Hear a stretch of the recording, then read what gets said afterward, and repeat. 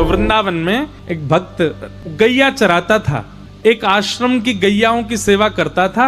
इतना सीधा था कि पूरे आश्रम के बालक, आश्रम के गुरुजी सब उसको बोलते थे भोंदू। उसका नियम था, वो शाम को जैसे आप लोग बैठे ऐसे बैठ करके अपने गुरुजी के प्रवचन सुनता था। कथा सुनने से ठाकुर जी से प्रेम कैसा होता है ये हम बता रहे हैं। तो एक बार गुरुजी वर्णन कर रहे थे कथा में कि भगवान श्री कृष्ण भांडीर वन, यमुना जी के पल्ली पार भांडीर वन में गैया चरा रहे थे। और भांडीर वन में गैया चराते हुए श्री कृष्ण का स्वरूप कैसा है?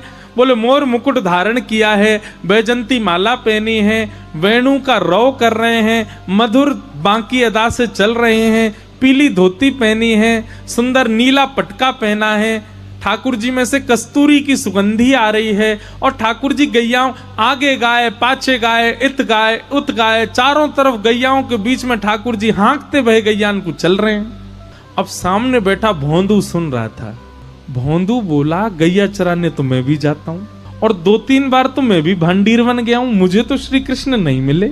उसके चित्त में ये बात नहीं आई कि ये द्वापर युग की बात बता रहे हैं। उसको ये लग रहा है कथा सुनते सुनते कि गुरुजी कह रहे हैं, इसका मतलब अभी भी कृष्ण गैया चरा रहे होंगे।